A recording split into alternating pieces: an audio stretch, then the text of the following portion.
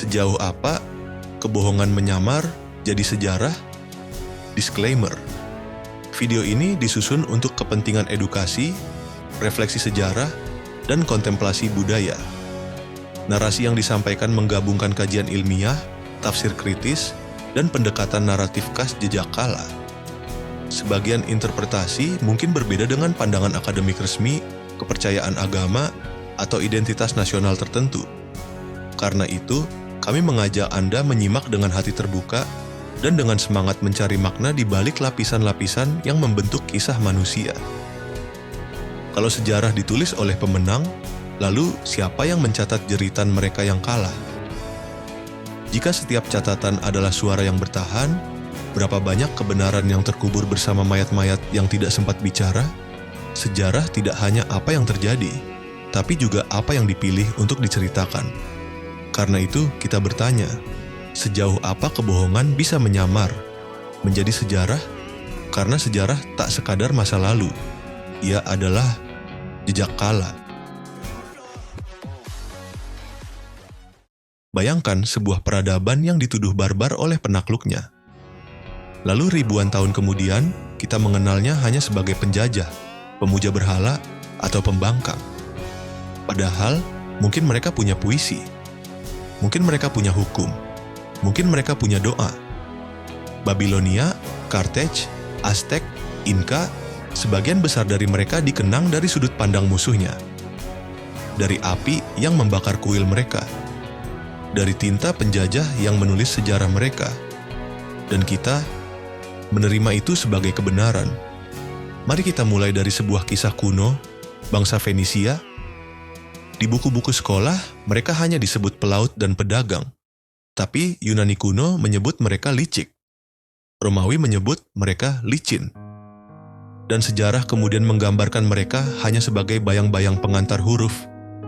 Padahal bangsa Fenisia adalah peradaban maritim yang menciptakan alfabet pertama yang efisien, yang mempengaruhi Yunani, Latin, Arab, Ibrani.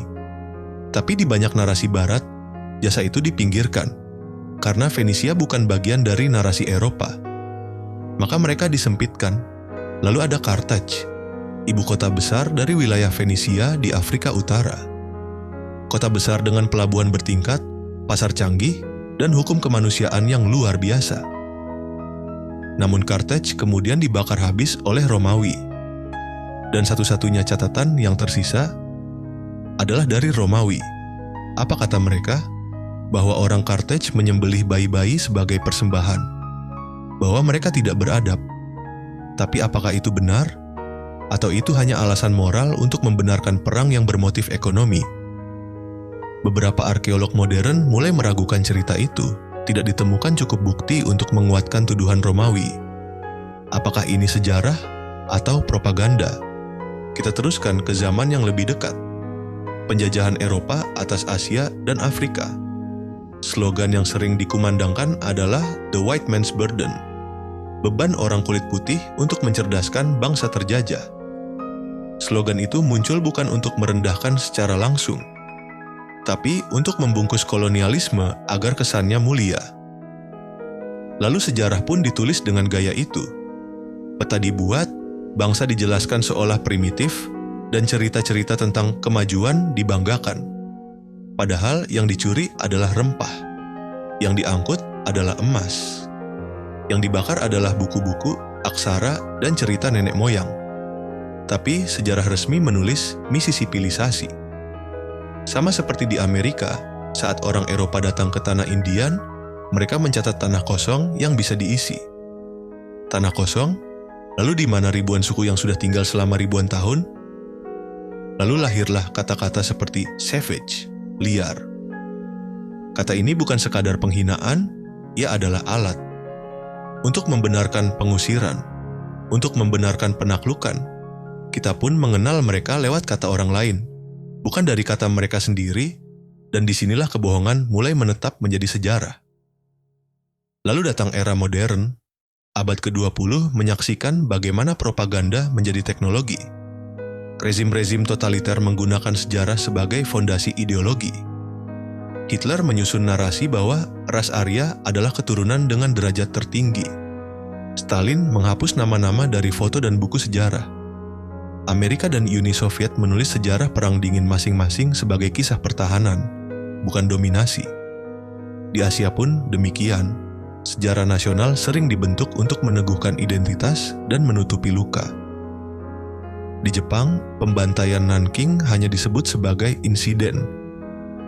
Di beberapa buku pelajaran Indonesia, pemberontakan-pemberontakan ditulis seolah tidak punya alasan. Padahal itu adalah suara dari mereka yang kalah dalam tafsir kemerdekaan. Pertanyaannya bukan hanya siapa yang menulis sejarah, tapi juga siapa yang berhak menghapusnya. Kita hidup di zaman informasi, tapi juga di zaman kebisingan. Sejarah kini bisa disebarkan lewat meme, digubah lewat film, dikutip dari suara yang paling keras. Dan jika kita tidak hati-hati, kita akan menyebut cerita yang kita suka sebagai kebenaran dan cerita yang kita tolak sebagai kebohongan. Padahal mungkin sebaliknya, sejarah bukan hanya tentang apa yang benar, tapi tentang siapa yang cukup berkuasa untuk menyebutnya benar. Dan dalam dunia yang penuh tafsir, menyaring kebenaran menjadi tugas yang bukan hanya akademis, tapi wujud moralitas. Karena setiap kebohongan yang kita biarkan menjadi sejarah adalah pengkhianatan terhadap mereka yang tak sempat bicara. Dan setiap sejarah yang kita ulang tanpa bertanya adalah gema dari kebohongan yang sudah lupa bagaimana cara berdusta. Karena sejarah tak sekadar masa lalu, ia adalah jejak kala.